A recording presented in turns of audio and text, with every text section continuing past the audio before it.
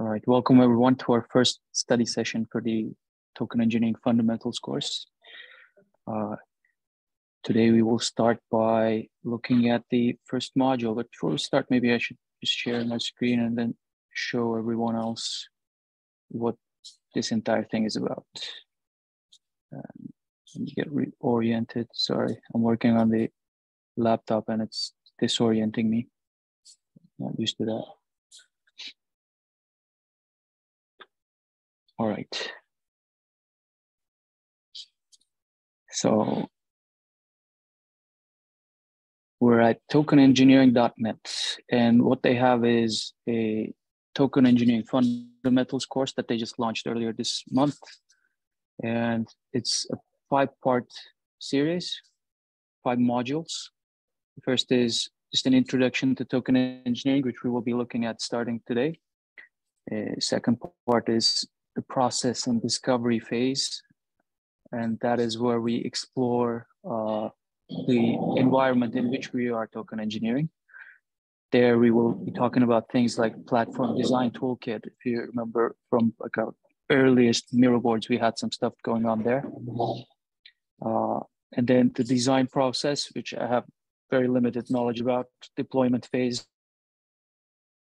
I guess that's smart contracts. And then governance, which sounds very interesting, and only a few people got enrolled, so we'll get there eventually. But today we're gonna start with this first module. Let's see. I think I should be already enrolled here. Thank you, Google, for making my life easier.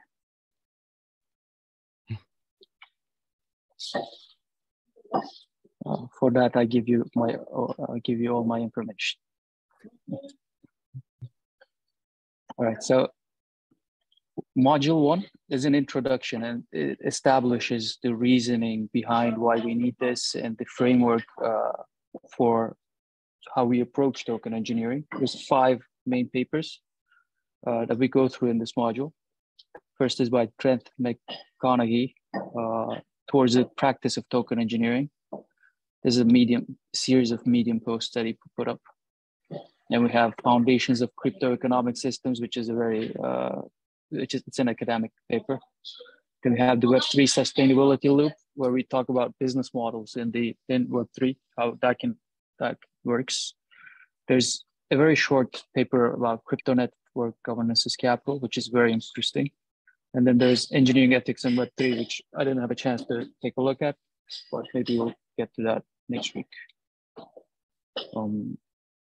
And I think, if you guys have any questions, if not, we can get started by looking at the mirror board.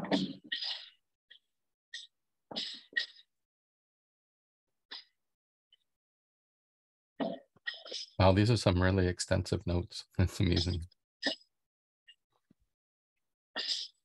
I tried to basically summarize all this stuff. What they did, the token engineering community, in setting out the course, is basically they just linked the papers and gave very limited information outside of that. So all we got to do is kind of go to the papers, which I've linked here. This is the first one. Can blockchains go rogue? And maybe we should just ask ourselves, can they go rogue? Or what are your intuitions on this? What do we mean by rogue? Yeah, I was going to ask that too.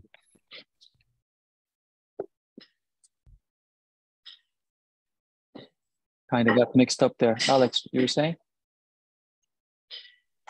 I mean, rogue is a very broad word. I don't understand. So it kind of means, can it go off track? Can it just serve a purpose that it was not meant to serve? I guess. At least that's how I'm understanding it.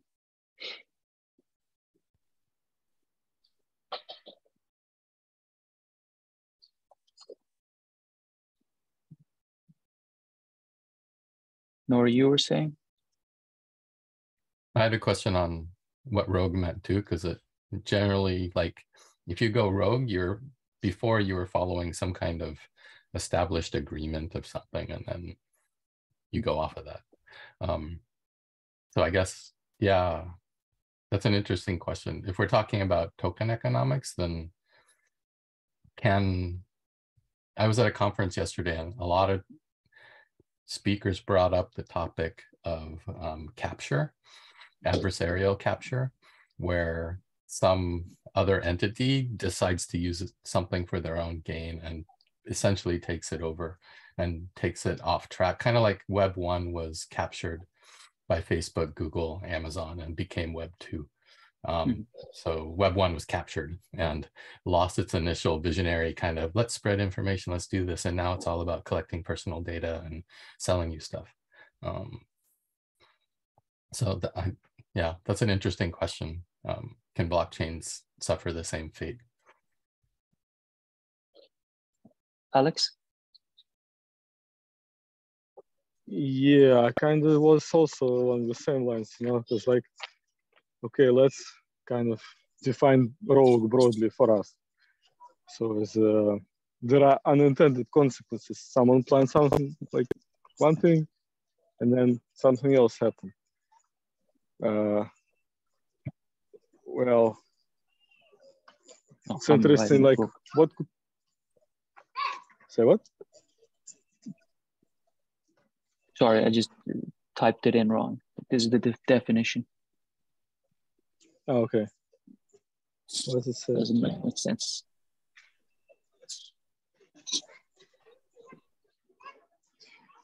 Yeah, because you see, it's first references to some moral principles, which I think blockchain as a,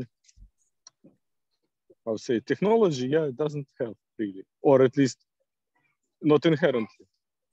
And you know, you understand what I'm saying? Can you repeat that? So, like, you just opened the first definition of rogue, and the first was reference to like dishonest, you know, and dishonest implies some kind of morality, right? And then a rogue means like it does bad things, and then there is a question like what we define as bad things, you know, because it's yeah. What's in the article overall? Can you tell us? So I think the definition that we should go with is this one: behave erratically or dangerously, especially by disregarding the rules or the usual way of doing something. And the important part, I think, is behave erratically or dangerously. And just thinking about Bitcoin in that way, well, I wouldn't say unpredictable. Bitcoin is very predictable, but just dangerously, I think that's the key part that we should be focusing on.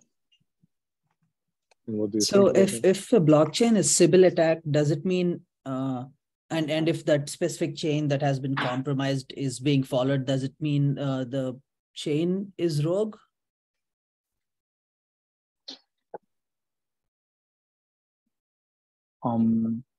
Yeah, it may be.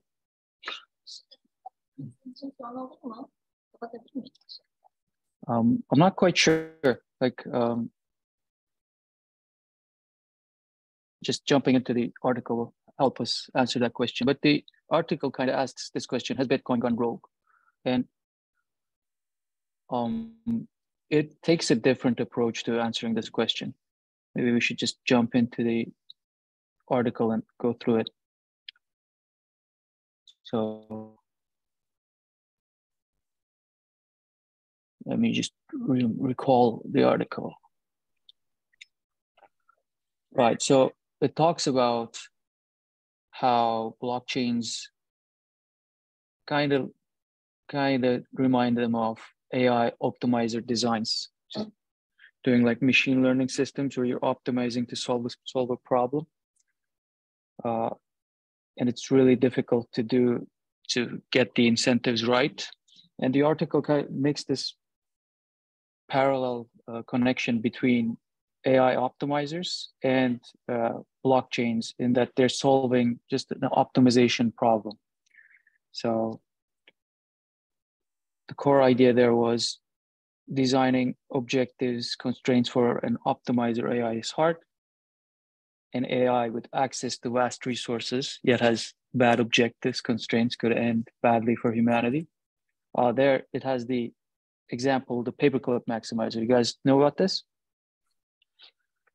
So this is a very interesting topic in AI design, where just imagine there is an AI that is tasked with creating paperclips. If you don't constrain it properly, if you just give it, I want paperclips, give me paperclips, what it's going to do is it's going to destroy the world in chasing after paperclips. It's just going to maximize the number of paperclips. It's going to destroy humanity. It's going to use all our resources to generate paperclips. So that's what optimize is for. So because creating objectives and constraints for an optimizer is hard, like how do you tell a paperclip maximizer, I want paperclips, but I don't want to kill humanity? Like, how do you say that? Saying that is very difficult to an AI. And the parallel there is, this is pretty much the problem that we're having with Bitcoin. Because Bitcoin is an optimizer. What does it optimize for? It optimizes for network security, and it does that by paying people in Bitcoin to solve a basic problem, just a math problem. And in order to solve that problem, people are creating ASIC machines that generate, that use up a lot of electricity. And that's what it's doing. It's doing that very well.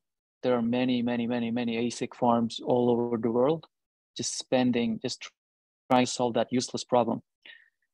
So it's really good at maximizing paperclips. In this case, maximizing network security. But the thing is, is that clear? Is that argument clear? Any questions on that? No. There's a game called Paperclips, and it actually models this idea. And it starts with, you create one paperclip, sell one paperclip. And then when you make enough money, you can add machines and investments. And eventually you bring technology online to create AI. And then you can bring on new technology to build rocket ships. And pretty soon you're mining the asteroid belts to create paperclips. And it spreads out through the galaxy, and you have probes, and then it takes over the whole universe. And then there are rogue AI that combat you because they want to make their different kind of paperclips because they've drifted a little bit. And then the game ends with either you win or the losing side creates technology to send you to an alternate universe that has no paperclips, and you can start over again, or you can win this game. And it just keeps going. It's very interesting to see that kind of idea of paperclips taken to destroying the entire universe because of runaway AI. Well, this is awesome. It's very addictive, and it's totally mine. All you're doing is making paperclips. Alex? This is what you describe in AI. I've met this idea before. I linked to a YouTube channel, a guy who's talking about it a lot, and he makes very nice metaphors, to just understand what's like the big idea behind it. And it's, so like it comes to modeling, and when you have a model of something, and what we're discussing, tokens, they kind of, I think, model economic relationships in a way, or should, or maybe in part, some part of tokens will model economic relationships. And with the models, there is like a trade-off between model being too thorough, and then it's like intractable. Too much resources are needed to kind of understand what's going on, or at least to move the model, to do the calculations and predict the next step, for example, Or like you reduce the number of calculations and then you reduce the resolution of the model. So it's like it's more blind and it doesn't make so good predictions. And yeah, so I think it's exactly. kind of, yeah. So that really boils down to like designing objectives and constraints for these optimizers. Making those models is really difficult. It's easy to end up with a paperclip maximizer that destroys the world.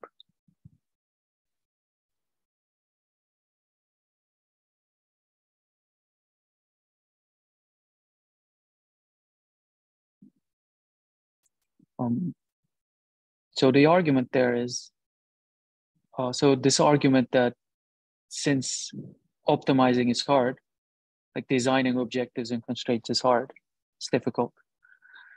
Bitcoin, oh, right. So I missed a part of the argument. Maybe I should make more clear. So imagine, just think about what Bitcoin is. Bitcoin is a bunch of distributed nodes, just people who care about Bitcoin mining, serving this organism that is Bitcoin, just making sure the next block is minted always. So it can be seen as like a stupid form of AI. And it's almost impossible to stop because it's serving, it's making sure it lives on by paying people. And you can't really stop it. It's just going to keep going. So it's very similar to this paperclip maximizer in that way, but it's just dumb, just like the paperclip maximizer. So does that follow? Like, does the similarity with the AI, the paperclip maximizer and Bitcoin, does it follow?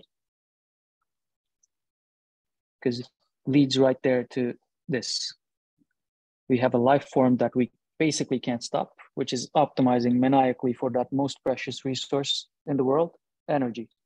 This life form is called Bitcoin. So what happens if Bitcoin goes to 1 million US dollars and the amount of energy that we use to mine Bitcoin goes through the roof? It spends more energy than possibly China. What happens then? Does that mean Bitcoin has gone rogue? After I read this article, I said like, oh yeah, okay, I'm gonna sell my Bitcoin. I decided to.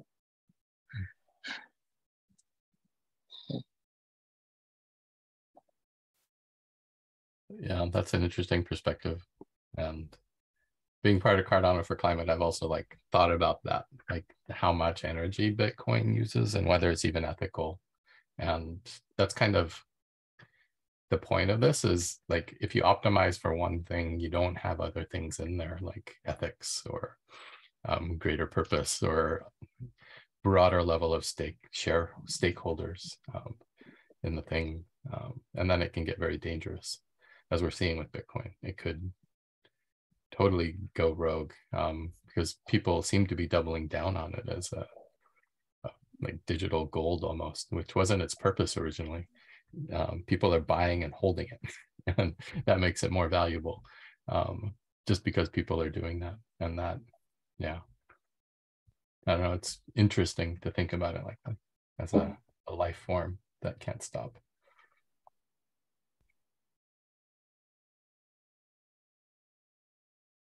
One implication of this was like Satoshi had to think about how do we change this system if at a future point we realize that something was wrong? Like he had to kind of figure that out early on. And he hasn't really. And the people who are within Bitcoin, the miners, the people who have the most stake in Bitcoin, they're the ones that don't want the system to change because they're benefiting. The more Bitcoin goes up, the more they benefit. The more risk we have as humanity of just having crazy stuff happen because we're running low on energy. Like every time Bitcoin goes up by $10,000 more, it spends more energy because more people jump in and create ASICs. This is pretty crazy. So we had to kind of figure that out at the beginning, but you know, hopefully Bitcoin doesn't go to 100K.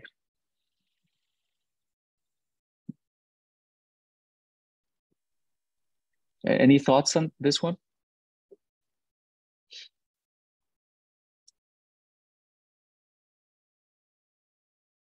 Now we can go through to the second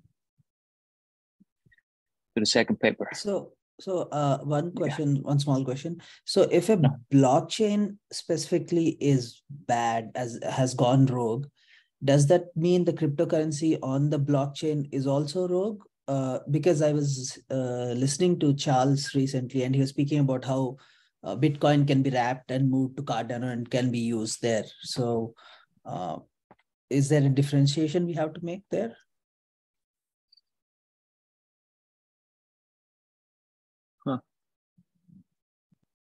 Well, in this specific scenario, does wrapping it mean we're not mining it anymore and the energy costs go down? If so, I guess there is a difference. Yeah, absolutely. So we are moving the Bitcoin, the cryptocurrency, wrapping it and moving it to Cardano. So it'll be proof of stake, but it'll still be Bitcoin. In that case, I guess we figured out how to prevent it from going rogue. Charles figured it out, but okay. Oh yeah, it's like Charles did it, we did it, man. Yeah.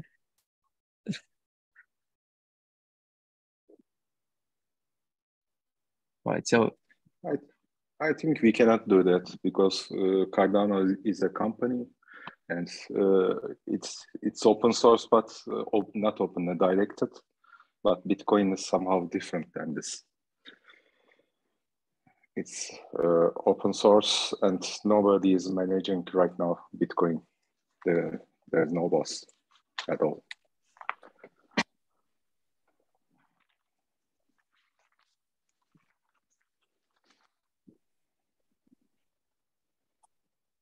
oh no. I'm just learning how to use a Mac. It's difficult. As an avid Mac hater for 10 plus years. Yeah, until you learn it. Yeah.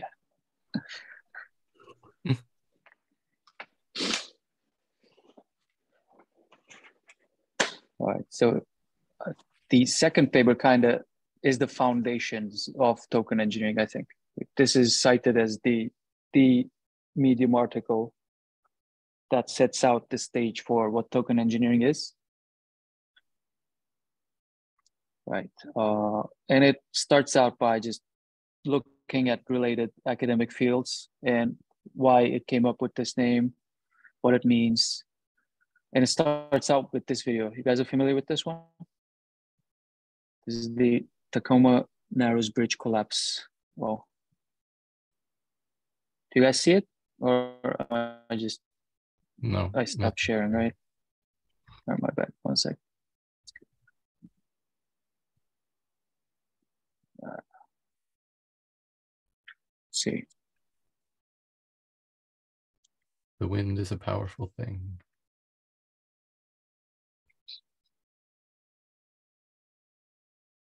This is some crazy stuff. Galapungurdi.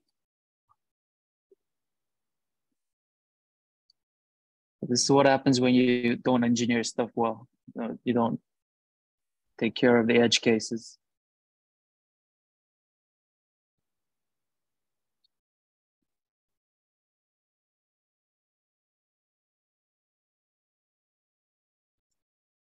I think at some point it just is destroyed.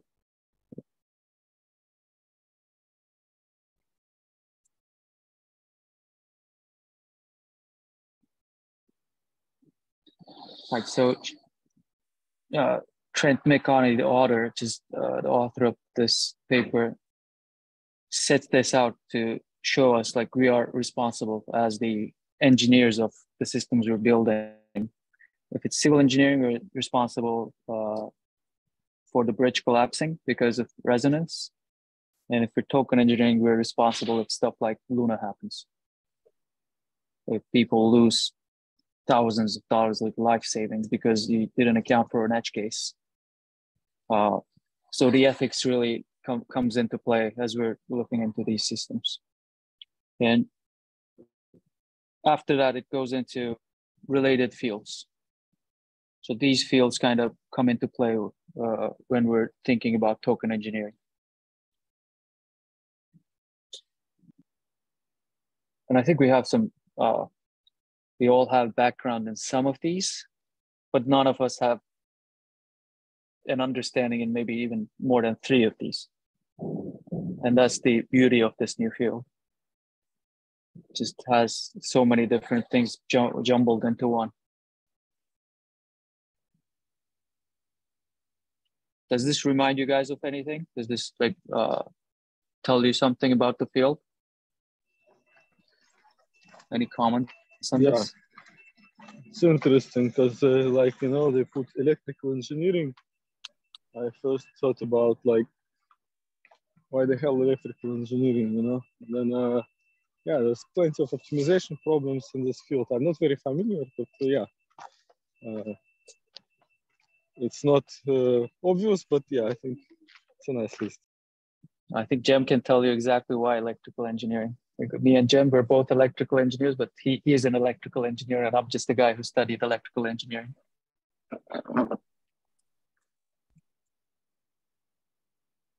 Yeah, for many years. Your opinion on why it's connected, like how electrical engineering is connected to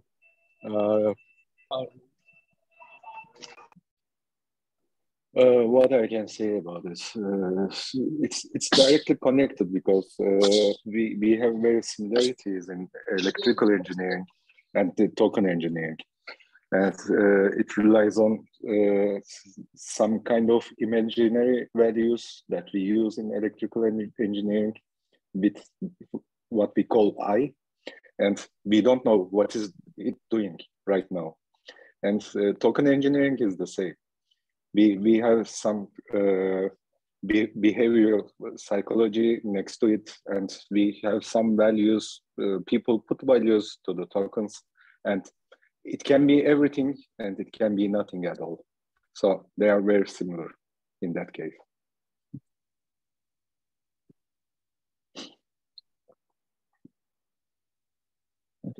There's some fields in like electrical circuit design where you're trying to optimize how your circuit is behaving. And in that way, there's some similarities. Control theory, like cybernetics, this sounds like something else to me at least. But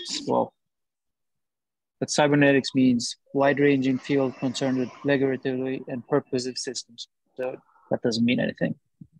Let's see. I think robotics, basically. Well, what a robot does, regulation of a system, that is pretty much electrical engineering. There are some similarities there. But the one I like complex systems also. And economics, of course, because we're thinking about money in general. Game theory, because we're designing systems where agents are going to behave according to game theoretical principles. Computer science, because, you know, code, I guess. And even psychology, that is tied very closely with game theory. And he suggests some alternative names here as well. But I think the important bit, let's see, is it's called an engineering because it's rigorous analysis, design, and verification of systems. And coming back to that video, it's about ethical and professional responsibility. And he's trying to establish that if this is an engineering field, that there's going to be that responsibility. If it's just economics, that responsibility is not there really. Oh yeah, and there's this connection with game theory and mechanism design. And by the way, you guys getting much noise from me? If so, I can just move. It's raining out here. Actually, your voice sounds fine to me. All right, that's cool. It's getting really loud here. It's raining. Right, so Trent makes this connection between game theory and mechanism design. This is a phrase that's going to come up very, very often. So, you guys familiar with what game theory is? it just basically means within a system of rules, within a game, for example, within chess, within rock, paper, scissors, anything that we can define by rules and behaviors. Game theory gives you the optimal set of behaviors that you should take within the rule set. That's what game theory is. So with, for example, with rock, paper, scissors, game theory tells you your best optimal move is to play randomly, and that gives you the best chance to win.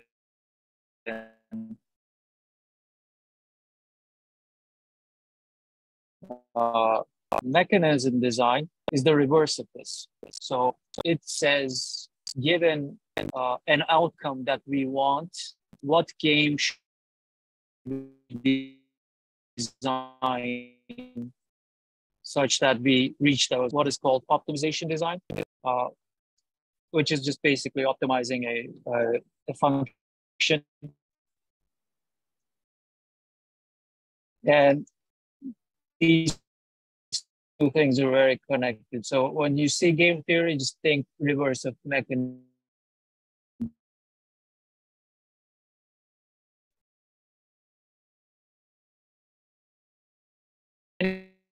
Till now, am I just talking to her, or am I making sense? Hey, Chakan, is your voice is breaking for me. Is it the same for everyone, or is it just? Oh, it's getting so. Yeah, I might be getting cut off. I'm saying. How about now? Is it good? Yep. Hopefully, it was just a momentary thing. It got disconnected for a while, but does it make sense so far? Any questions so far? Anything that doesn't make sense that we can look back over?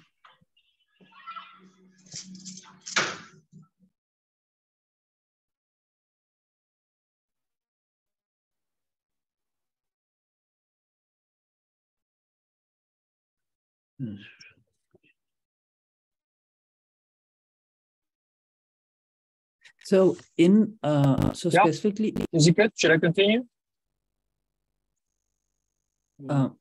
Yeah.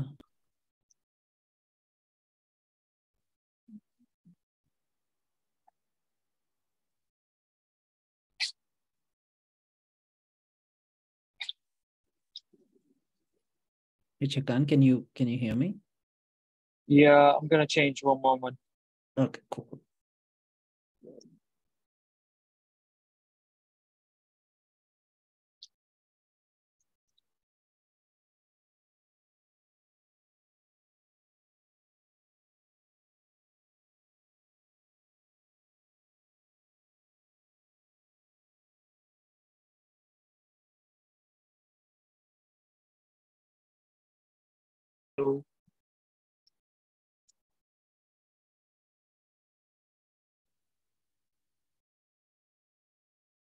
Hey guys.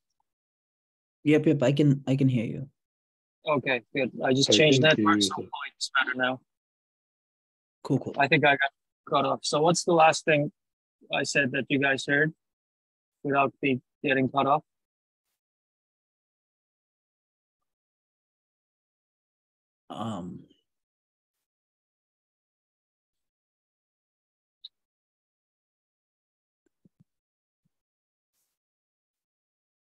Yeah, that's the last thing I remember, but I can't remember exactly what he said before that. Right. So the idea was that game theory. Do you know what this is? What is game theory? Yep. I think we heard game theory and the opposite of it, mechanical design. All right, awesome. So mechanism design is a reverse of game theory. Game theory is analyzing games to find the most optimum outcome, and mechanism design is designing so that you do get that optimum outcome. So what we're doing when we're token engineering is basically mechanism design. So we say, okay, I want to launch this thing called Bitcoin. I need it to be safe. I need the network to be secure. How can I do that? How do I get to that outcome? And you design it so that people come and build ASICs to secure your network. And if you're interested in this stuff, it's like CS, like heavy computer science stuff. This economic game theory course is will get you through that mathematics and give you all the background needed to understand this stuff. Right.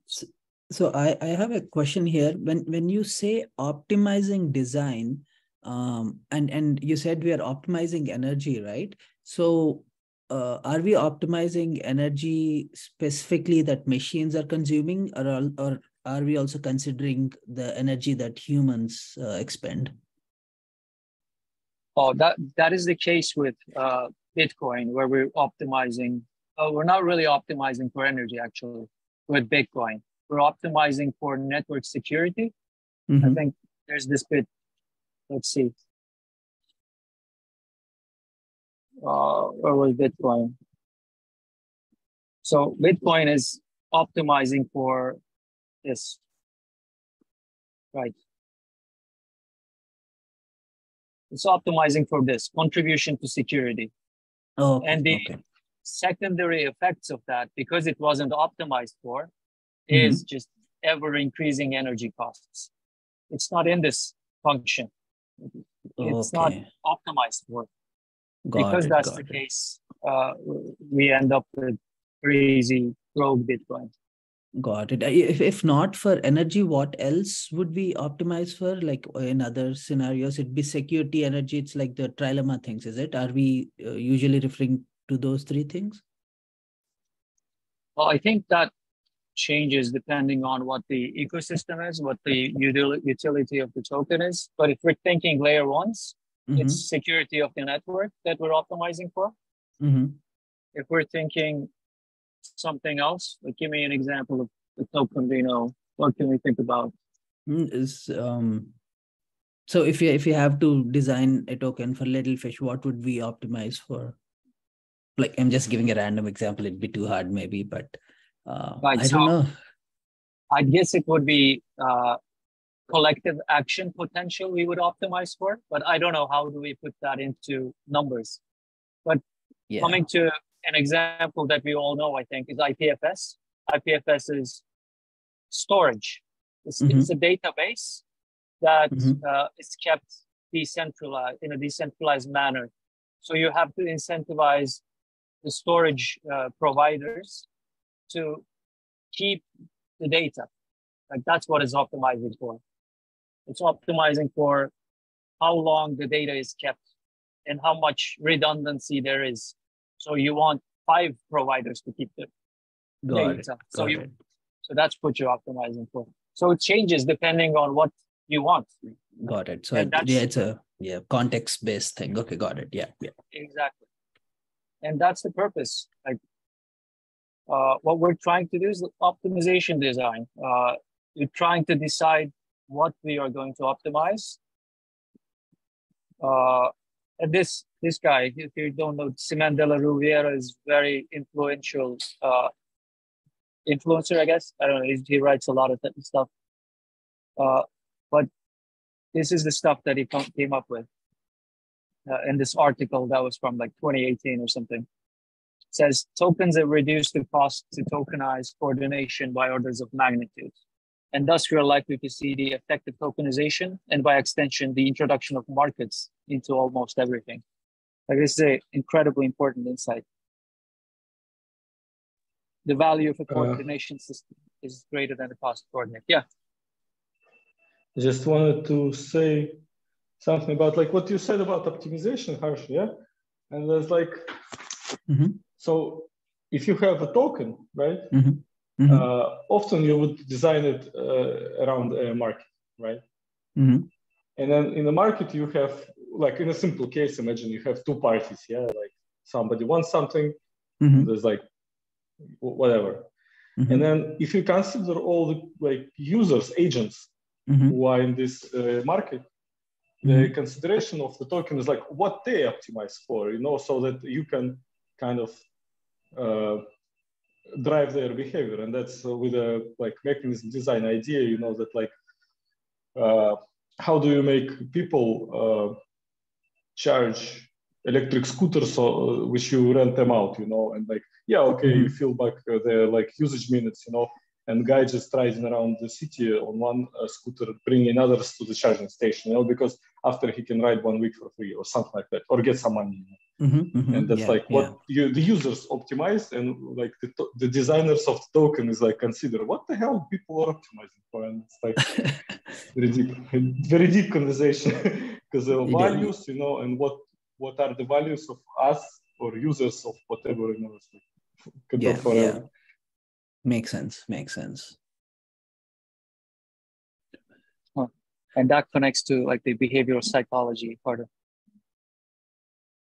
this. Yeah, it is pretty scary because like almost all non algorithmic stable coins like use psychology, and like pretty much all of them are kind of like breaking. So yeah, it's pretty scary. I agree. Yeah, but look, you can have, for example, a very complex idea. You have algorithmic stable coin, and that's like you have to design it properly. But then look from the other way. It has its complications, but still, like if you look at the token as just sharing equity, right? You issue 100 tokens, and you get an investor to pay $100 million, and you invest into like a random choice ETF, you know, and then your 100 tokens is worth $1 million because like they just represent the ownership of parts of the like equity fund. Correct. Yeah. Makes sense. Yeah. Chikan, are you listening? Invest $100, make $1 million. That's why I'm going to invest $100 in littlefish token. Oh yeah. Not sure if you're going to make 100 million. I'm thinking 100 trillion for each. But, you know. You laugh now, but you will have inflation reach there in 2 years. Oh yeah. That's regular money. Yeah, that's true. Oh man. Hopefully, yeah, I'm gonna get there. I'm taking a look. Maybe some of this is a little too technical. But basically what Trent is saying is token design is similar to something called optimization design. And there is an example called evolutionary algorithms, which is basically just like how evolution works, but AI.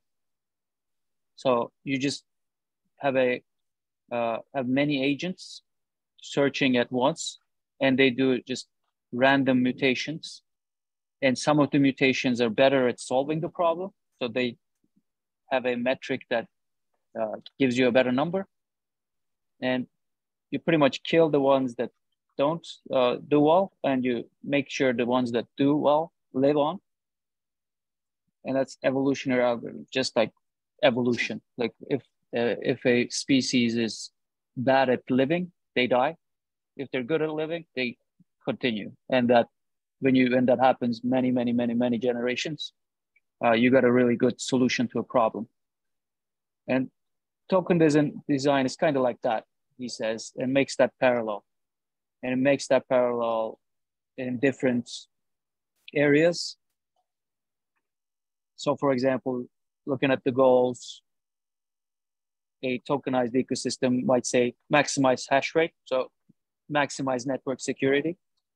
And the objective function in an evolutionary algorithm would say minimize error. So these things are very similar.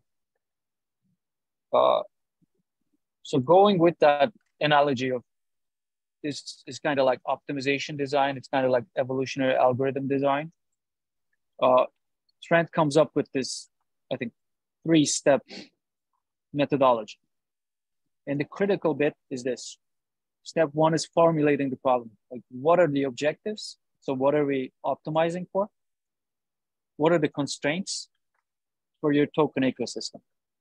And this can be multiple objectives, single objective, zero constraints, multiple constraints.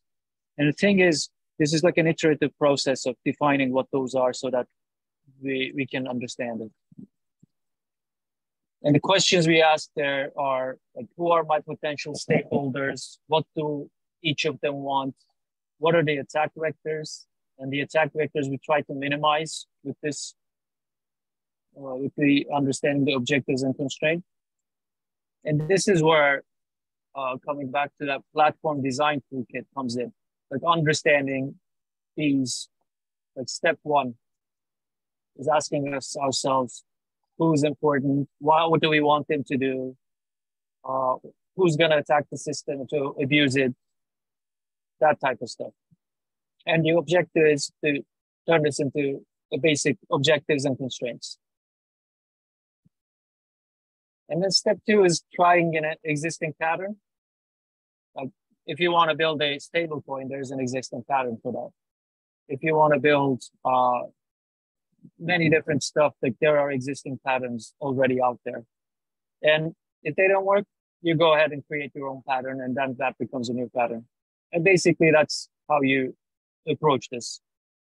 It sounds simple, but even this is like super difficult to do.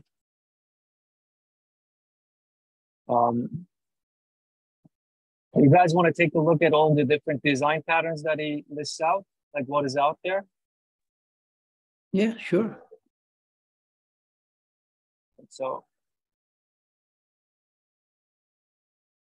I didn't deep dive into any of these. It's kind of very cloudy what these each are, but there are many patterns on curation. There's stuff like curated token registries. Maybe you heard about those.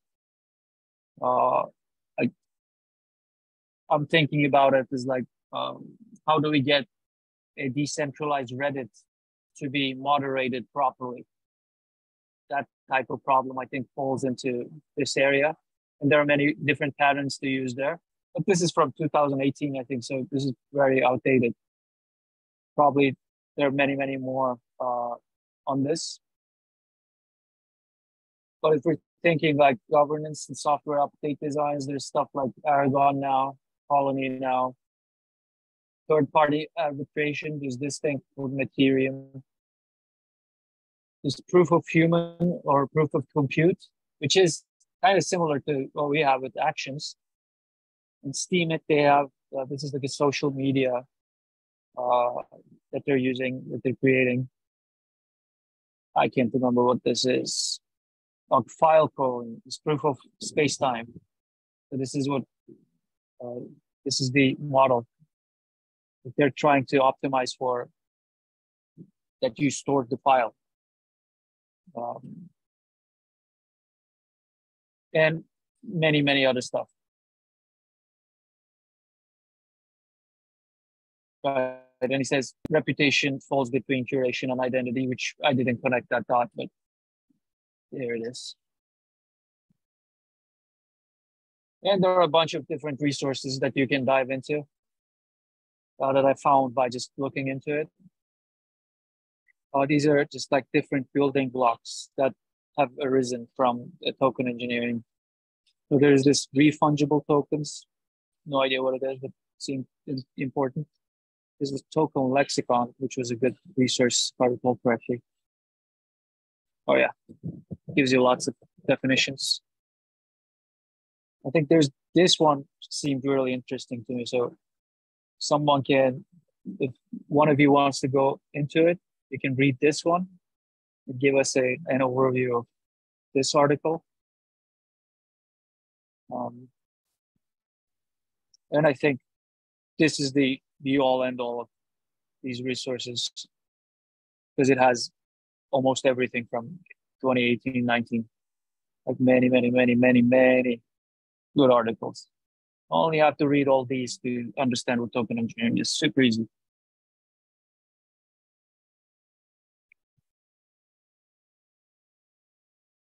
All right, so, all right, sorry, I kind of missed the main idea of all this. And that is like, inspired by software engineering patterns, we can document emerging patterns for token design. And that's what we should be doing as like a field of token engineers. I guess there's many progress in this that we got to catch up with. And I guess we will be catching up with in the future modules.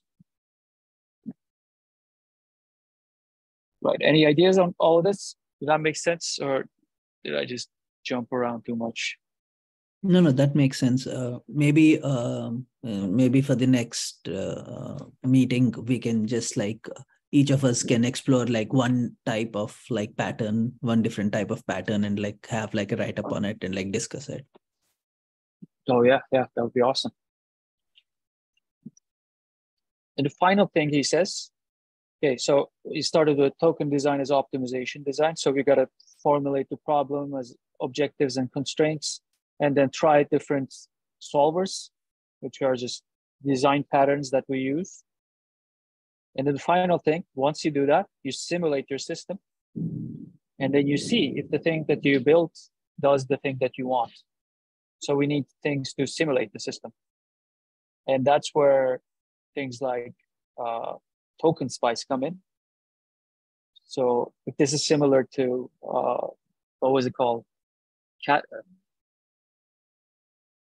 Jim, do you remember what the thing that we're in simulating electrical circuits was? Something spice? This is, this kind of resembles that. It was with something spice, but I don't remember. Yeah. Spice, this is Spiceworks. No. Yeah, I'm sorry, I don't remember it. Oh yeah. So this is modeled after that. It's basically like you simulate tokens, how they behave. And there's CAD, which is another simulation. But the most fun, and I think this is the one that we can all learn. And this is gonna take us like 5 hours to learn. Look at this, it's just the game.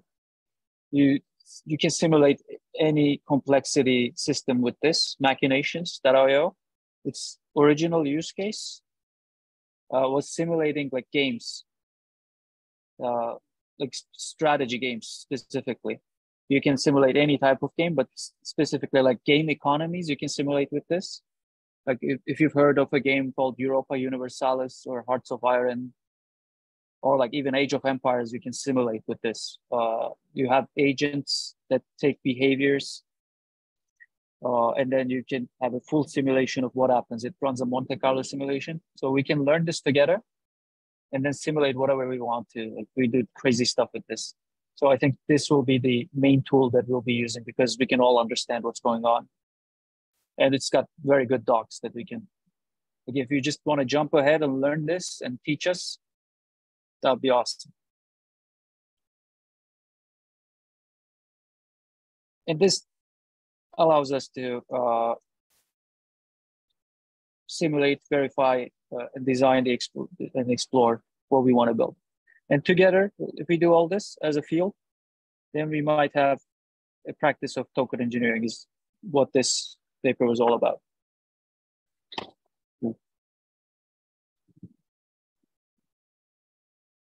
Right, any comments, questions? So I was just like really, I mean, I thought the thing that you just showed where you simulate like the game economics, I thought this is really cool. How do you simulate human behaviors or actions with this? I mean, maybe that's too complex a question to ask. I think we can just do a basic demo, or maybe just look at its docs and see what it is. Documentation, that should get us what we want. Right, start here. It's going to show the very basics, and it's got a very, very cool.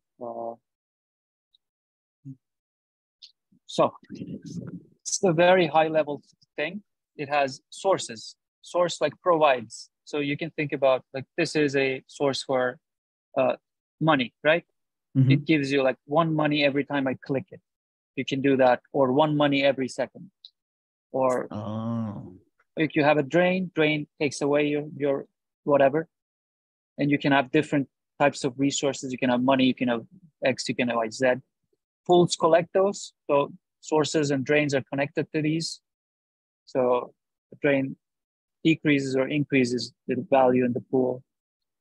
Gates distribute, I'm not quite sure what that means. Traders exchange, I don't know what those are, but it's not really that complicated. Once you like spend 5 hours, they said 5 hours is the time to learn the basics. Like you can learn it in 5 hours and go have an understanding. So, and it's easy to learn. Like, look at it. Basic action the player performs is kill enemies, right?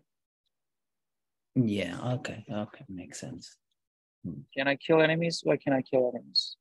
Oh, all right, I have best play. Right. So okay, so is there like how do we know if like a system doesn't work, as in if it's a system that fails? Right, so you have to simulate it. So you build the system, and then you're looking at some numbers that you set up that you're optimizing for, and you're looking at what the numbers end up doing with that simulation. Oh, okay. So we need to have like the optimized numbers in mind, and then based on that we compare, is it? Well, you have an idea of what the expected behavior is, and then you take a look and see what happens. Got it. Yep. Basically, like what you want is probably like if you're like simulating so that you're looking at all the individuals and how much like Bitcoin they have. Maybe what you want is Bitcoin to be distributed even-ish. And if your system ends up like in monopoly, one person has everything, you say like, oh, this sucks, it didn't work out. That type of deal. But much more complicated, isn't like, what are you optimizing for? In our case, we're going to try to optimize for, let's optimize for collective actions. What does that mean? Yeah.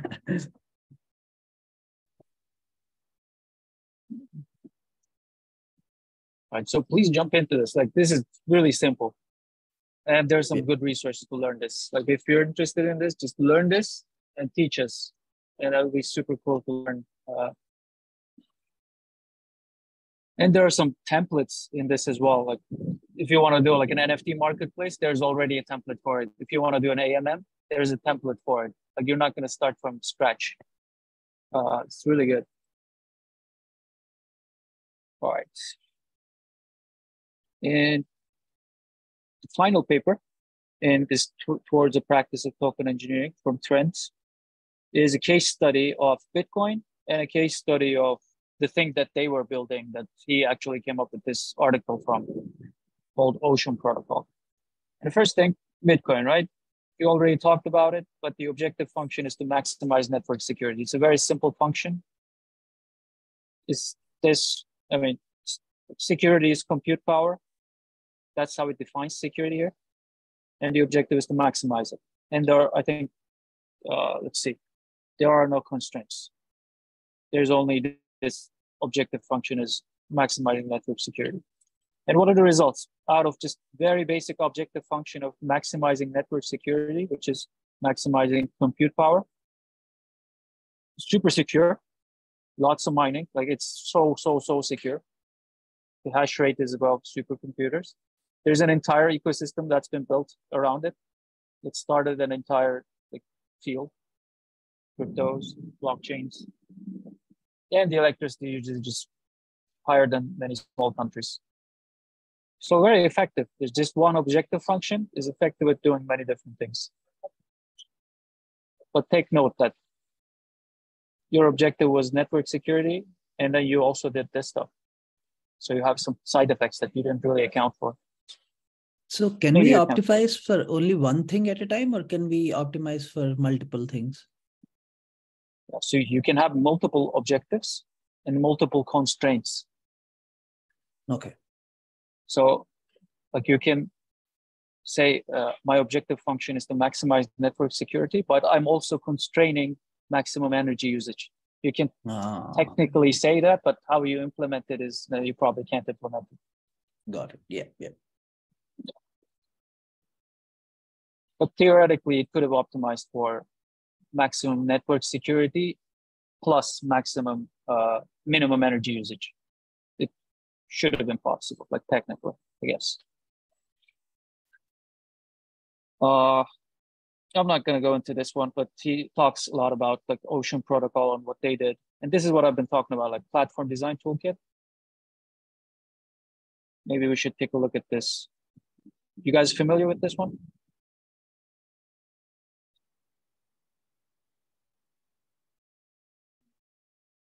I'm guessing you're not. Let's go into it. Let's see. Platform Design Toolkit, an end-to-end design framework optimized for multi-sided ecosystems. So basically what it is it's just like tools like these that you can use to understand your ecosystem, whatever you're building. It allows you to understand who your stakeholders are, what your ecosystem is, and just answer questions about your ecosystem, basically. It's really cool. So we're going to be doing this as part of this study group called Littlefish to understand what our ecosystem is. Jem has already worked on this way back when, I think in January. When we were trying to build it for a Kivo-like DAO idea. But we're going to redo it to understand what we want to do. And he goes through how they did the constraints and all of that, but it doesn't really matter. Right. I think this is a good time to take a breather at least, maybe take a break. Let's see where we're at. I'm just gonna pause the recording to. Let me just share my screen. Right, so the second one is this paper, Foundations of Crypto Economic Systems, and it's an academic article. Just taking a look at it, it's it's just a bunch of writing. I read all of it, but didn't come back to summarize it.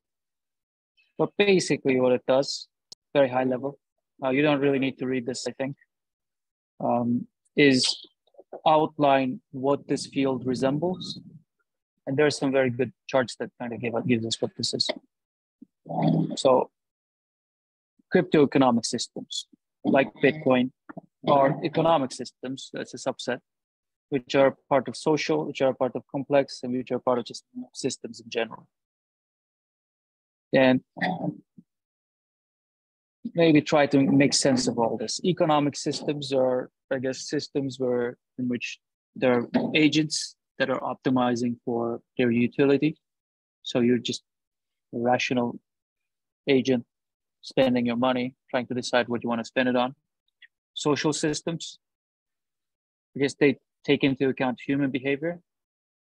Not quite certain what the difference is with the economic, but I'm guessing that takes into account the psychological, behavioral economics would go into maybe here. Maybe Sebastian can tell us about this, but complex systems, I know what that is. Do you guys remember the discussion about complicated versus complex? You know what complicated is and complex is? Yeah. I mean, English, right? Like the difference in English words, right? Yeah. Tell us. One is like hard to understand. One is just complex. Like it has like a lot of moving parts. Right. So give us an example of what a complicated thing is. So yesterday I've been trying to write like my first line of code, and they gave some math problem, and I did like a repetitive, like divide something is like actually like divided multiple times. But instead you use like a short something function, and then it divides all those things in one little line.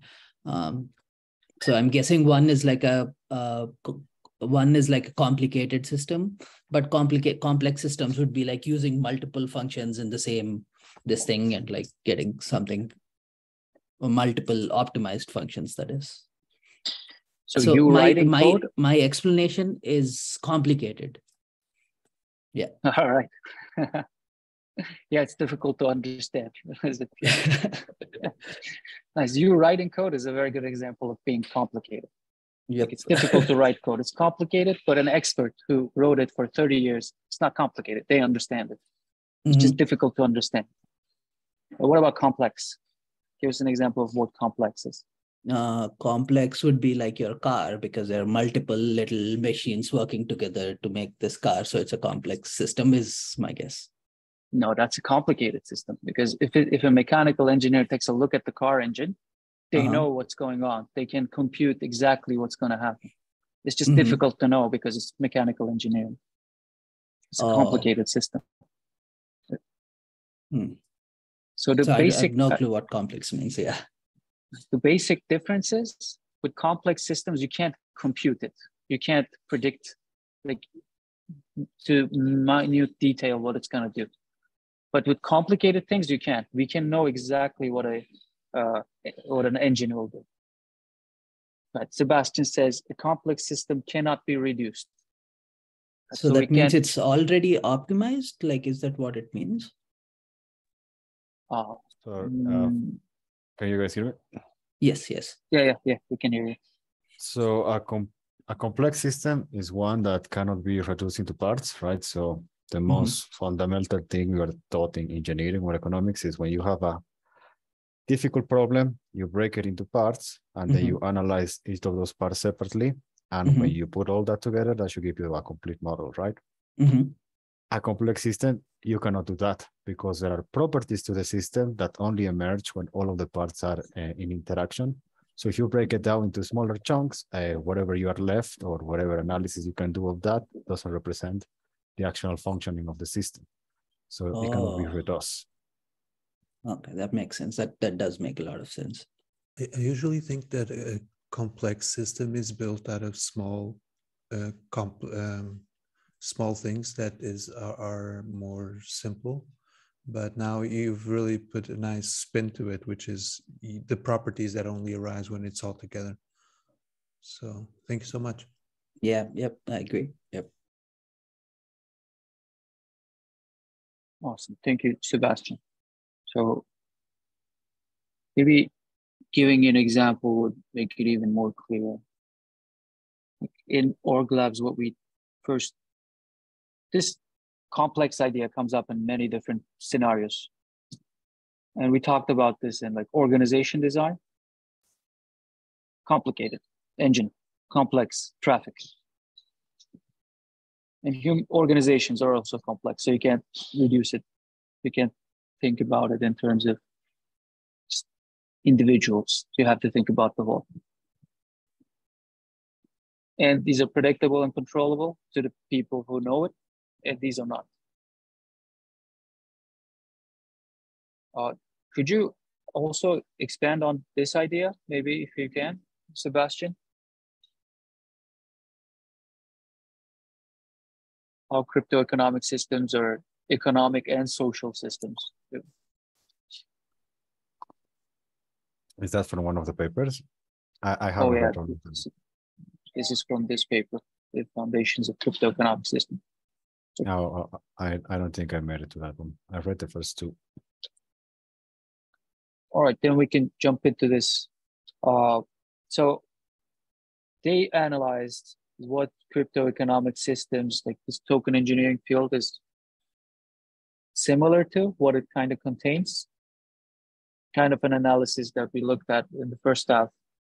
So it kind of contains some industrial and systems engineering, some operations research and management science, economics, game theory, philosophy, law, ethics, political science, governance, psychology, decision science, computer science and cryptography, AI, optimization, control theory. So it contains a bit of all of those things. They found similarities within these fields, like these academic fields, in crypto economic systems. So you kind of need an approach that brings together all of these different fields, which is just, you don't have that in today's world. Like someone who's into computer science isn't into political science. There's completely different things. But this field kind of necessitates that. Does this follow? Does this feel intuitive to you guys, or doesn't make sense that this brings all of these things together?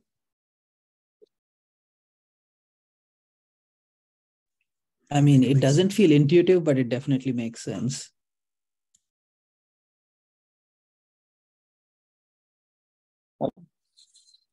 political science, for example, how does that feel to you within, let's say, Bitcoin? We talked about Bitcoin, the system. What it does is it's maximizes the security of the network. And how does political science come into play with that?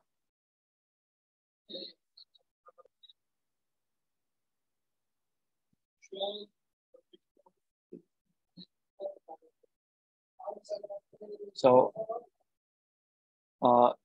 in Bitcoin, like how Bitcoin is regulated, how it's governed, it's decided by the parties, the stakeholders, right? And once you have a system like that, you have politics, because different stakeholders have things they care about more. Miners care about something, users care about something else. What other parties are there? Some companies that are built on Bitcoin care about something else. All of these are different groups. And that's why you have politics that kind of try to influence all of that. If you think about the block size wars, for example, it's a great example of like political science. Like you can analyze it with a political science framework. So that comes into play.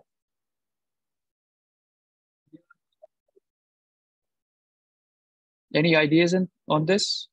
Or should we skip ahead to the next paper?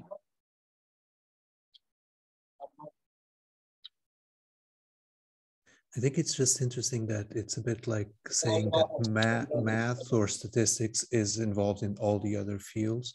So crypto is a bit like, although you're presenting it as a convergence, I'm also seeing it a bit as a base layer.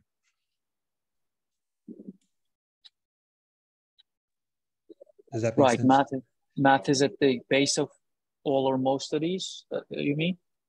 Yeah, math or statistics, not normal distribution of things. So you can use math in almost all of these, or logics and all that. So crypto it's a convergence because it can be useful. I think we could say because it allows us to implement that math and those things at the service of all these areas of business. Oh yeah, I love that framing actually. Yeah. So math is the foundation of like all of these, maybe not this one, but most of these. But then in crypto economic systems, you can convert political science and governance into math. Yeah. Philosophy into math. It's a bit like when you're in school and you have math and you have physics, and you can sort of feel like everything you learn in math is basically what you're using in physics. It's like the trajectory of a projectile or something, and it's sort of like crypto is applied. It's like math materialized as a tool to serve all of these areas, mostly all of them, I would say. Yeah, it feels a lot like functional programming, where everything you decide in real life has to be converted into a function and then used for some reason. So for example, in the law and in ethics or philosophy, maybe not so much on the mathematical side of it, but surely in terms of inferences and I don't remember, but the components of philosophy. If this and that, then what is the result? So the logic part of it, like the functional programming, like Harsh is saying. So crypto can help a lot in that. I think Haskell is one of the main pillars of this, right? Is it? Is Haskell a pillar of this? Haskell I'm referring to that because I keep hearing that Haskell is functional programming. That's very, very different from the standard programming that we do, where you're just basically constructing, I don't want to say objects, but you're just constructing a logic that's either going to be true or false. That's going to be sort of like in terms of philosophy, when you say, if this is true and that is true and those two relate, then the result is true or not. So that's what the type of thing that I'm expecting to find when I dig further into Haskell. Makes sense. I think when you look at Haskell, you can think about it as just pure math, because it's functional programming. It is lambda calculus, which is just a branch of mathematics. So you can't just think about it as anything that I write is math. I don't think you can do that with other programming languages. Yep.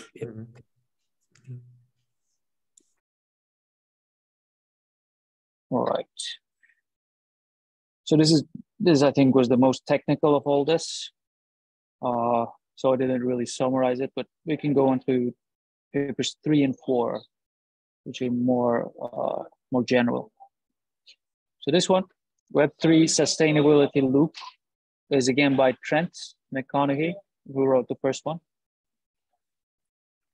And the idea is asking this question, like, how do we grow the ecosystem and make it truly self-sustaining? And this is talking about, like, if you launch a token system, how do you make that ecosystem self-sustaining? Like, how does it not be Ponzi? Is what it's trying to do. And the core idea is having this sustainability loop, where the core idea of the loop is to direct both network revenue and network rewards to work that's used for growth. So you make some money from the network, those are rewards, and you make that to grow the network by just doing work, developing it, doing what work is necessary to keep that thing going. So network rewards help to kickstart the project and to ensure decent funding. Network revenue can help to push growth further once the Web3 project achieves traction at scale. And this is talking about, like, launching tokens. So that's your network rewards. And any taxes that you cut on the transactions. And I think this has some really good models that we can take a look at to understand rather than going through piece by piece. But it's talking about business models. It gives this business model for Amazon. Maybe you guys are familiar with this. It's how does Amazon work? This is the Amazon flywheel. So Amazon grows by this structure. So you lower costs, that lowers prices, that's better customer experience, that's more traffic, that's more sellers, that means more selection and more options for the customer, and that's more customer experience, and that all leads to growth. And that's the Amazon flywheel. And you kind of need something like this for each business, is the basic argument. And it gives you the argument for, like, how businesses work. And this is the basic model. So you have some money that is decided by the company management where the money goes.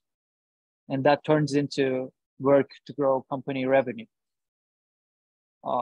Workers are the company employees, they do the work, and that turns into a product or service, which turns into company revenue. And if you do this well, this keeps growing. But this is the basic business model. You also have something else. You have stocks, which he says are the superpower for businesses. The company can issue stock, which means they can borrow from their future, I guess. No, not quite. But once they issue stock, they can have an extra injection of cash, which they can use to grow the revenue and grow this company's stock as well.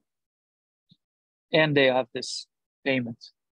And you can kind of think about this very similarly with tokens, because you have very similar dynamics.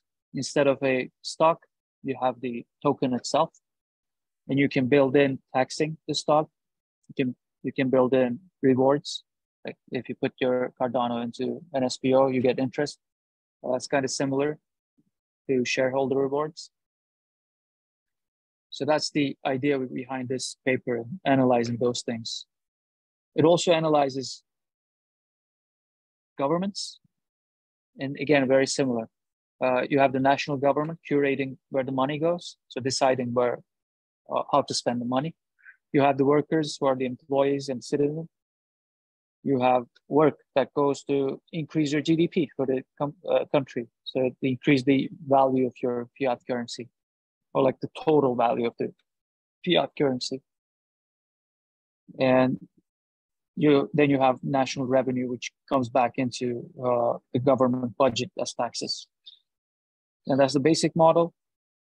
But also you have very similarly, instead of issuing stock like we did here with companies, governments can issue fiat currency. And again, the same cycle. So printing fiat will allow governments to supercharge the cycle, increase their curation potential, the amount of money they have, so they can increase their national revenue, their GDP. And what Trent does is, by looking at these models, tries to understand, okay, what does the same model look like in token ecosystems? And I think we're all intuitively familiar with the model by now. So I'm going to jump into here. I think this was it. The Web3 sustainability loop. What does it look like? You have token generation. Then you have a governance system. This is up for debate what that governance system is. It says vote on dollar allocation. I'd say do something else on governance, but basically curating how that money is spent on the growth and the mission. The workers, they do the work, the devs, the designers, the engineers who do the work. And once you do that work, the network revenue goes up, the value of the token goes up, and that feeds into more money to be spent. But the good thing is the ecosystem has network revenue and they can buy and burn the token. So this is their superpower. You can have if you're building it sustainably, you want it so that you're not generating the entire token at once and giving it all, but over time, you're allowing the money to be filed in to the workers who do the work. So this is how he outlines it. Web3 sustainability loop. Projects are proposed and curated by the community. That's step one. And those projects are funded by network revenue and network reward. Step three is projects do work and add value. Network revenue goes up, token goes up, and ever more funding goes to community. So it's a, what's it called? It's a growth loop. And this kind of implies a few constraints on what you should be doing, which is like the projects you select should add value to the ecosystem. So I think this is a great example that we can kind of take a look at. Is Catalyst sustainable with this model? Does each project add sufficient value to the ecosystem on average? If you're asking like an opinion, I think no, not yet. Yeah, so we're wasting money. So we're draining money out of the ecosystem. Or are we? So if one of the projects go bonkers successful and increases the average up to whatever, is it worth it that you wasted all this money on all this other stuff?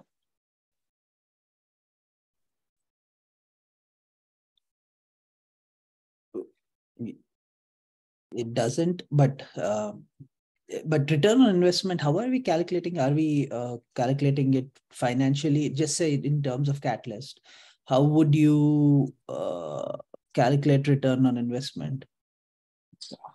I guess token price maybe, or the value of the businesses on top, maybe.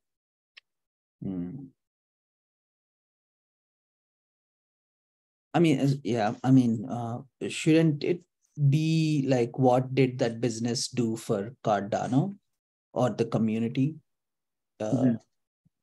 That should be evaluated, because the company itself, or whatever, say this proposal itself could grow very big, but not like give the return on investment for the initial investing DAO or project. Could you say that again? Oh, I'm just saying some companies, like say for example, a proposal is passed. This company could grow really big, but it might not give the return on investment for the initial investor. is what I'm saying. Right. It could not, maybe it made some money, but it didn't return anything to Cardano. Yeah, yeah. The company is successful, but it might not have given back the returns. Yeah, exactly. Like that could happen. But the thing is, if you're funding stuff, on average, we want them to return on investment to be more than one. So if Cardano is giving you $50,000 on average through all proposals, on average, that should mean Cardano should be getting back more than $50,000. And currently, I don't think it is. But currently, there's no way to figure that out also, no? Yeah, there's no way. I think long-term, it's pretty simple to just look at the price of Cardano as the return on investment. If you can kind of take out the noise and the volatility. But isn't Cardano a complex system, so we can't like necessarily break it into parts and say? Oh yeah. Or you can just have a very basic model to tell you that. And that's it.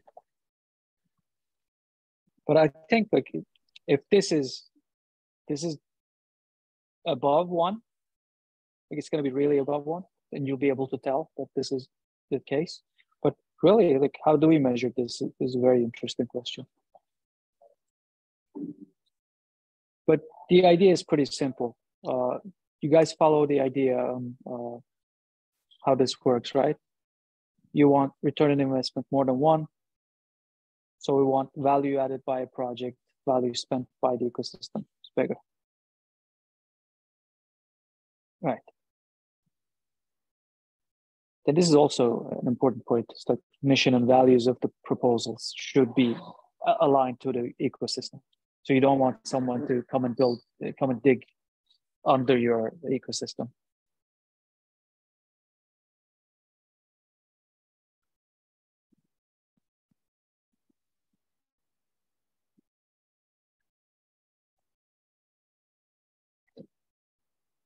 And I think there are some good lessons to be learned from the sustainability loop, which is, was it here? No, it's the ocean system. With this model, the key thing, I think, is once you generate your token, you got to think long-term because your token is your stock. So you're going to be selling your token over time. You don't want to sell it immediately. You want to build in good vesting systems so that you'll be getting token 2 years, 3 years, 5 years, 10 years down the line, so that you can safely assume that you will have the money you need in the future to build. Which is, I guess, what Catalyst is trying to do right now.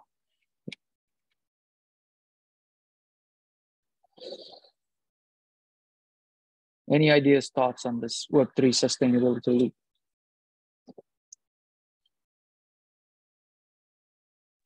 So just from a bird's eye view, this the 3 variations or 4 that you have look fairly similar, right? The orange, blue, green, and purple one.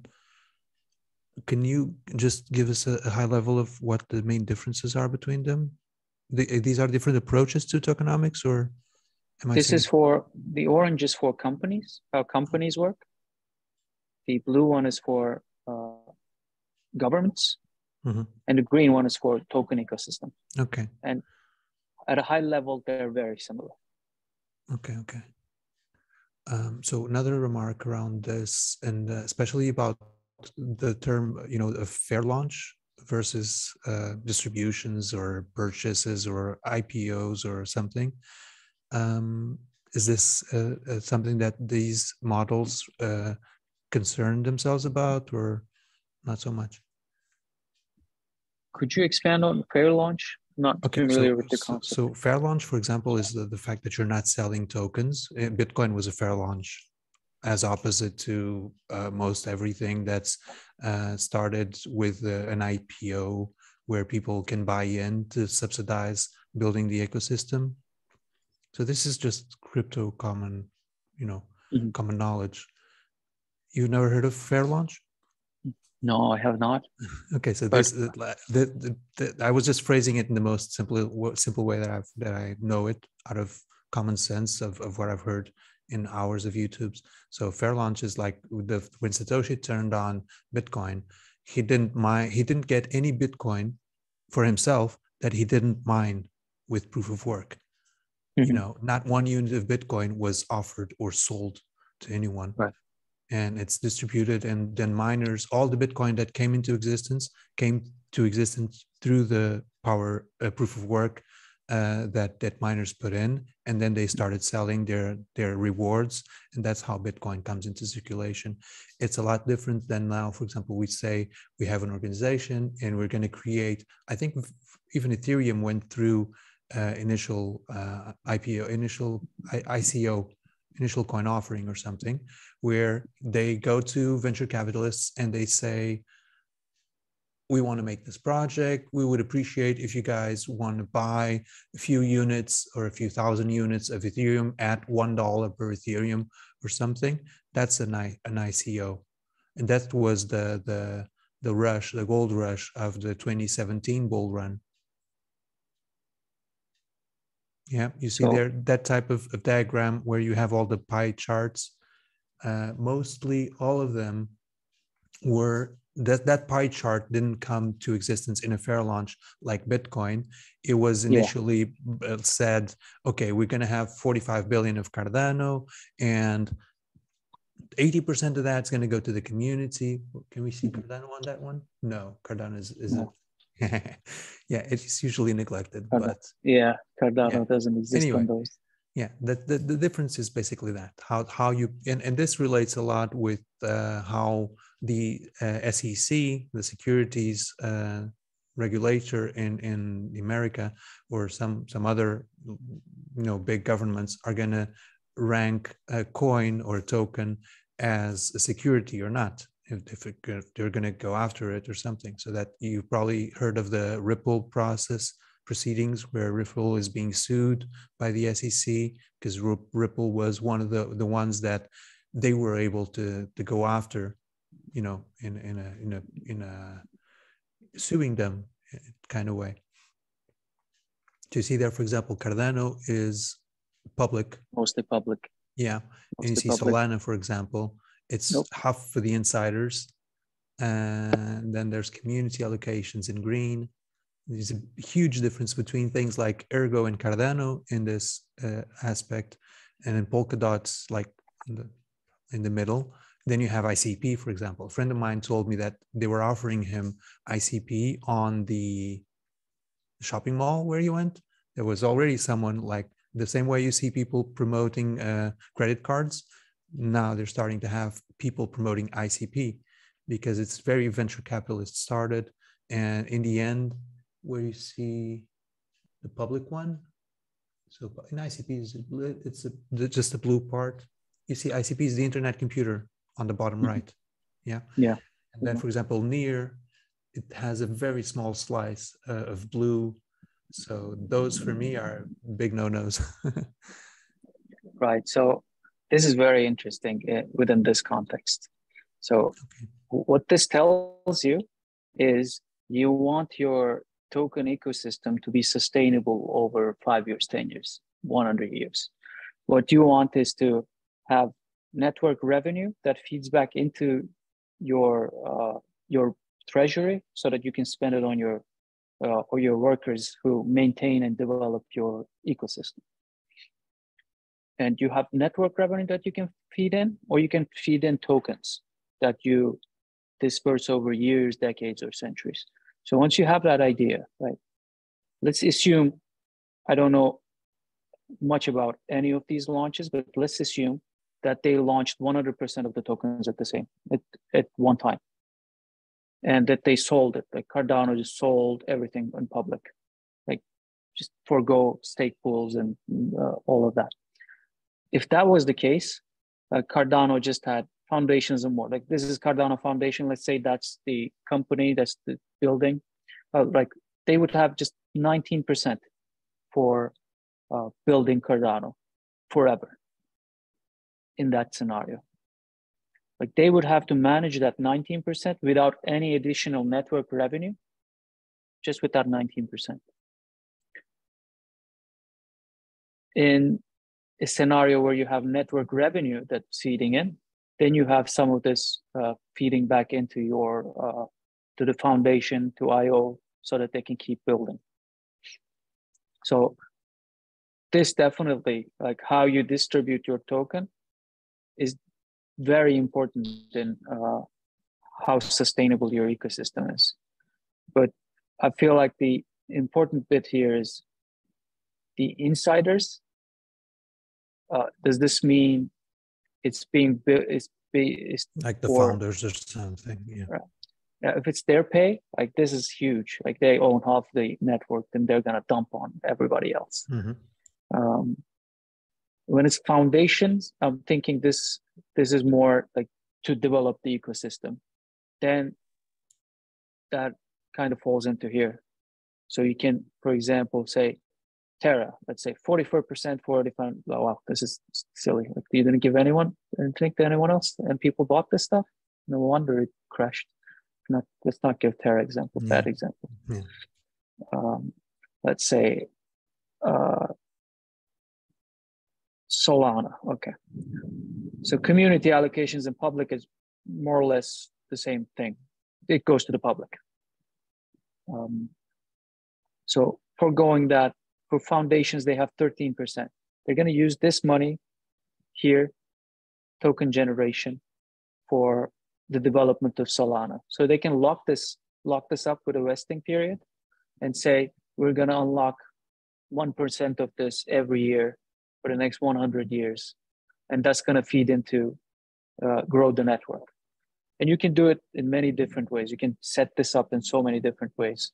Like this public bit, for example, maybe so that it's unlocked over 50 years. That's a model. It can be unlocked immediately. That's another model. I dropped the plan for issuance of Cardano in the chat, if you can take a peek, just out of curiosity. So if you scroll to this monetary expansion and treasury section, this is the typical chart that you see for projects, not this one, the one, go on, that one. So this is a typical chart where you see how much Cardano is still left to be issued. I'm actually going to use this in the branding of my project. I'm calling my project 45B because it has this significance the same way Bitcoin has 21 million. And you see there, for example, most of the purple part, the community part, is already issued. Then we have the IOG, the Emurgo, the Cardano Foundation. You see there, it's probably just the 2% that we were seeing on the other diagram. CF only has 2%, which is the green part here. And now for the coming 10 years, 15, 20 years mostly, we're going to see the issuance of staking rewards and treasury growing. So I'm not really sure where the treasury money is coming from, but I'm guessing it projected to be coming out of the fees of using Cardano, right? So IO, Emurgo, and CF got their funds at the beginning, and they're not getting any more network revenue. Yeah, I'm really curious to find the beginning of this chart. So I'm going to need to research that a bit. So within that model, what they did was they took out network revenue as a method of getting more money to spend. So they're depending on an increased price of the token to spend to make this ecosystem sustainable. So it is a risk. Like we're probably not getting the full picture here, but this is a massive risk that they're not taking any staking rewards. Like they will probably be getting some of this since they're also doing staking. The treasury, I think it's the Catalyst treasury, so it's not theirs. So IO is using some other source of income to develop. Emurgo is using some other source of income because this will deplete. If your token doesn't go up, token value doesn't go up, this will deplete. This is a limited resource. You're not making income out of this. And as long as you're not making income, you're not truly sustainable unless your token value goes up. If it goes up, then it's fine. But, that's just saying like you have to be a Ponzi for it to be sustainable. Like a Ponzi that doesn't break. Like the token value just has to go up for you to be successful. Comes down to real use, right? Exactly. Well, it is a good incentive as well, I think. Like get this thing rolling fast, or you run out of money. Like people are going to dump it. Yeah. Sebastian also dropped in the chat something with the ICO of Cardano, apparently. So we did do search for investors, etc. Sebastian, do you want to say something about this, or? I don't think it has the investors listed. For what I know, the ICO happened only for registered investors in Japan. It was actually organized by the people that later created the model. And that is the relation there. Okay.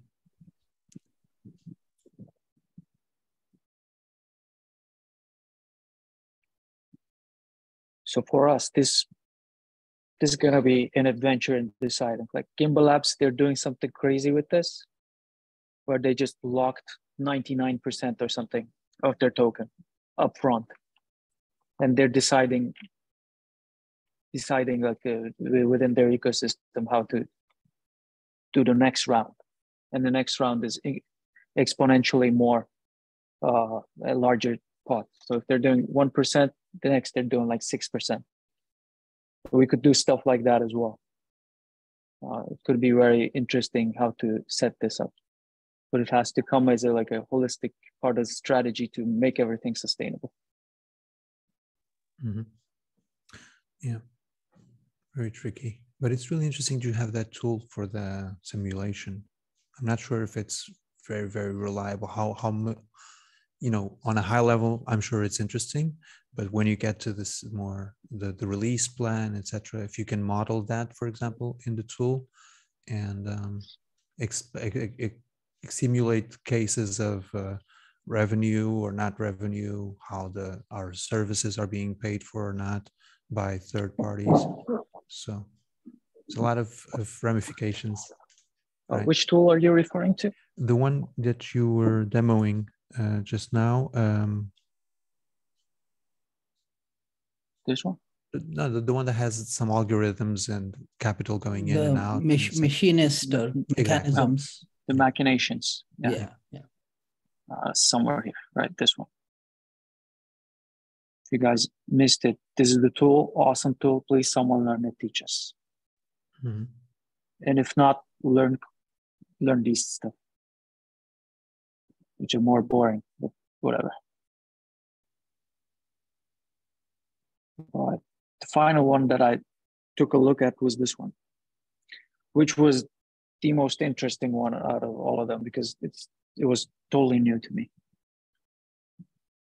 And this is a very short one. I suggest all of you go ahead and read this one.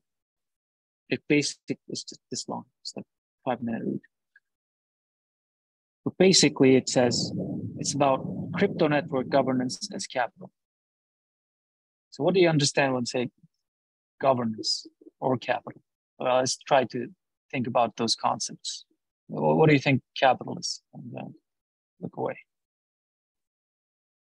Well, I've heard this huge conversation about capital being actual productive assets like factories, cars, or even, I don't know if gold can be considered capital, but it's surely, in that case, the person was distinguishing money from capital.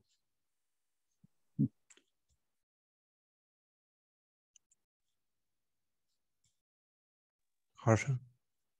Yeah. I agree. Like, the different forms of capital is something that we just went through, right? Did you ask a question? I totally was thinking of something else. Yeah, I was just asking for your second opinion on this, and it's great that you point that out. Yeah, capital is real things that we can have. Yeah. It's very diverse. Money is not capital in that sense. Yeah, I agree. Money is one of the forms of capital, but that is what is confusing me about how we convert other forms of capital into something that we can put on a computer and say, this is what it is, like modeling the system itself. Yeah. I'm also curious about Sebastian, since you've studied this type of topics, right? Yeah. I mean, Sebastian would know best because, like, I think Sebastian knows Haskell, and this is what they do all the time, like convert everything into functions. I know very little Haskell. But yeah, capital is anything that you can use to produce, and money is only considered capital when it's used in a productive activity. So the reason why banks and insurance companies are so important is because they recycle money as capital inside an economy. And that's how that happens. That sounds great. Yeah. It's like, I think, by the way, since we're here talking about this, I think we should have sort of like basic resources of literacy on these topics.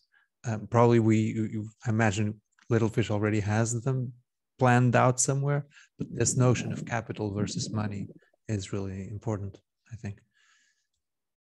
I agree. And specifically when we are considering reward systems, it becomes extra important, I think. No, for sure. So one thing that popped up like 1 month ago or so in Philosophy channel in Discord was this idea of 8 forms of capital. So usually, let's actually go ahead and Google what capital is and see what it is. Capital meaning. Now it says, wealth in the form of money or other assets owned by a person or organization or available for a purpose such as starting a company or investing. Basically, money or assets is what it says. But we found out this article, right? 8 forms of capital. And this comes out of regenerative agriculture, which has many parallels to like holistic systems design. These guys have like very matching values to us. And they came up with this, right? They came up with 8 forms of capital. Rather than just money or financial assets, that's just one category. You have materials, you have social capital, your relationships, you have spiritual capital, you have intellectual capital, that you know stuff, even that is your capital. Experiential, you know stuff just by experiencing them. You've taken action. You have cultural capital, that's your culture, that you have living capital, so your land and your trees and your animals and such. So like this is a more comprehensive idea of what capital is, rather than just wealth or assets. Because if you can see, like all of these can be turned into financial capital. All of these can be converted into money in some way or some shape or form. But what this does, in this article, it goes a different way. Kind of takes a look at capital as the power to organize the economic resources of a social system. So it just equates capital to power. And when you think about money in that way, it does follow, so that you have more money, you are a capital allocator. That's what it's called. Elon Musk is a great capital allocator, is what they say. Or Jeff Bezos is a great capital allocator. Because they make more money, they allocate that capital. So capital is worth a function of how much of those resources can be directed to the holder's benefit. And taken together, tokens with governance rights are new kinds of capital assets, which means once you have those governance tokens, that's your political capital. So what does the idea of political capital, does that resonate with you? Or what does that bring up? The idea of having political capital. It sounds like influence to make your products sell more than others. When you think about it in government, like an MP, a senator, a parliamentarian who has built up all these relationships. They have political capital, but you can't really account for it, can you? There's no if way we look to at their bank accounts, we can. No, No, there is an I'm indirect. Yeah, it's not a joke. It's more or less true for some, at least. So there is no way to account for that political capital rather than it exists on just a qualitative measure, not a quantitative measure. But what this article talks about is like, you can actually quantify it now. Governance tokens, that is your political capital.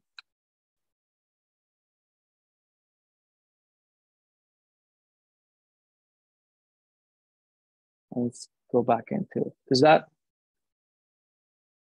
Yeah. How do you guys find that idea? Let's see. Okay. Right. All right. So the guy, what was his name? Joel? Oh yeah, Joel Monegro, right? He says capital is governance, and all forms of capital exhibit property. He gives examples. Let's see. All forms of capital provide control over the distribution of economic resources across a group of people. That means governance over the pool of resources. So once you have capital, you govern the pool of resources. Examples: productive and human capital gives you influence which goods and services are offered. Financial capital, you determine distribution of purchasing power. Political capital, you govern the rules of markets or govern whatever else. Social capital, this drives human behavior. So all these different types of capital have governance power over these pool of resources.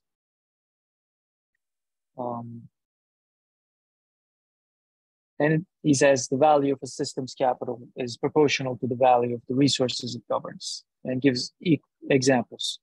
Corporate equity is also the voting power, and it's the value of a share of stock. It's the right to a piece of the company's book and profits. It's assets under power. So you have more shares of a stock, you have more power to decide where that company goes. You have voting power.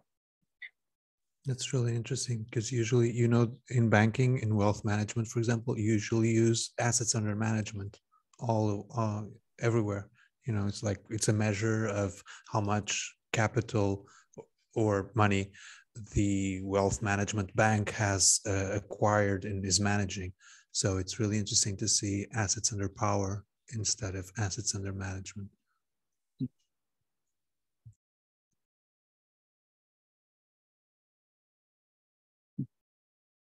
There's also an example in the intangible realm, which tells you what is the global cost of corruption. And it's estimated by this study by the UN to be 5% of the economy. So 3.6 trillion a year. That is an insane amount. And that tells you like the value of political capital, which again, we can't really quantify until now.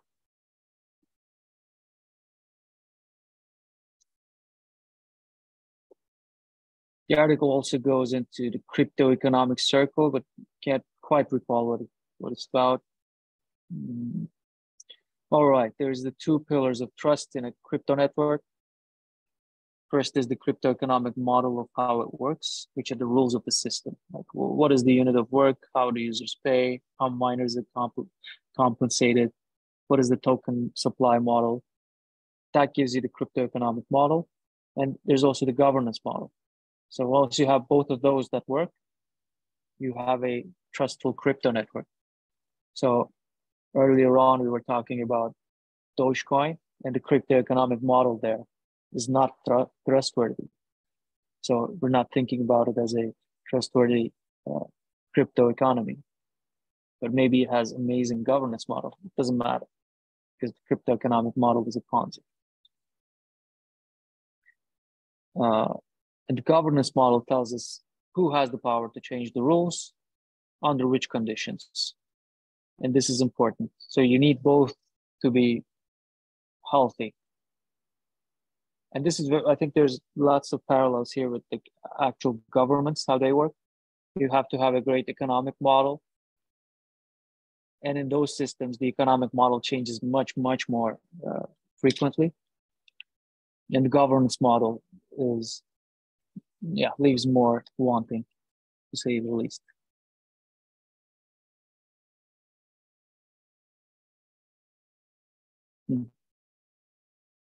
And this connects back to assets under power. I'm kind of blanking out on what this this article was about mostly, but the general idea of capital being governance, is being equal to governance, is a very interesting idea. And there's this entire Bankless episode, if you want to jump into that, that he talks about this idea.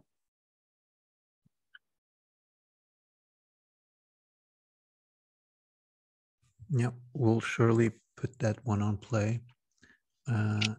Although I had unsubscribed Bankless a few months back when they said they're just going to continue ignoring Cardano and etc. It felt a bit, I'm biased, obviously. It's just a side. I recall they had a little chat on Twitter about Charles. It's like, oh, should we invite Charles to Bankless? And Charles said, yeah, let's do it in July. But then I didn't see anything happen. Yeah, I was really looking forward to that one. Yeah, I think they're a bit snobs, but it's just an opinion, obviously. But I did follow some of their content, and especially about NFTs, Web3, different publicity models / monetization models when everything is token based. So imagine a Spotify where no one really has to pay a monthly fee. They just listen and pay as they listen for it. The publicity models are going to change a lot. So they were covering those type of contents quite interestingly. But yeah, I'm going to take a look at that article. Thanks. Oh, yeah, definitely check that article. But that was all that I studied. And we're now, I think. You studied a lot, Chakan. Like, I don't know where you're getting, like, I don't know how you guys managed it. Yeah. Yeah, I have like, thank you, of course. Now we're going to do these study sessions for, I think this is a good place to finish this one. So I'm going to stop the recording.